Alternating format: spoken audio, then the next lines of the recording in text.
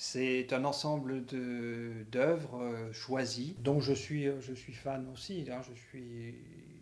J'ai baigné dedans depuis mon plus jeune âge, comme on peut le voir sur le portrait qui a été fait dans l'atelier.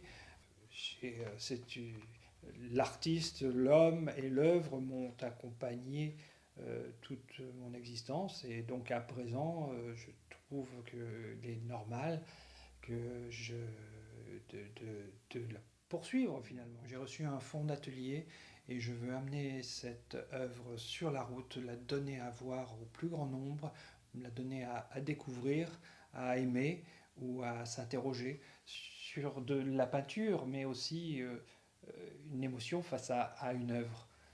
Cotavos a vécu à Sainte-Foy-les-Lyons avec sa première épouse Simone, qu'il a accueillie dans sa maison, qui lui a offert un atelier. Et c'est là qu'il a commencé à vivre de sa peinture, qu'il a commencé à vendre et à vivre de sa peinture avec les galeries parisiennes. Vous pourrez voir un ensemble d'œuvres que j'ai joints les unes aux autres sur un parcours, en vous invitant d'abord à découvrir la palette, cette immense table gorgée de matière, et le chevalet, ce foyer de la création des toiles, la palette et le chevalet.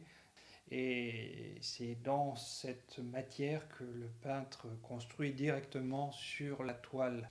Et vous verrez le film que nous avons tourné en 1994 dans l'atelier ensemble, où l'on voit le peintre créer la toile au couteau.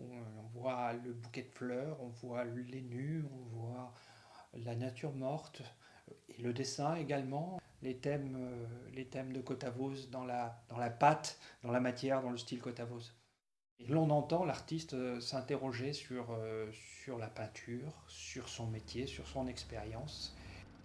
Le technique, c'est de plus en plus de liberté.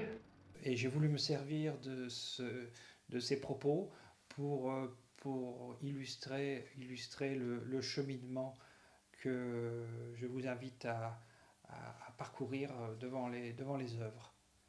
Pour moi, c'est un honneur d'être accueilli à Sainte-Foy, et c'est aussi un nouveau départ pour l'œuvre de Cotavos que je veux présenter aussi à une nouvelle génération. Donc je suis le fils de l'artiste et j'essaie de transmettre de ce qu'était l'homme et de ce qu'est la vie d'un artiste qui passe sa vie à peindre.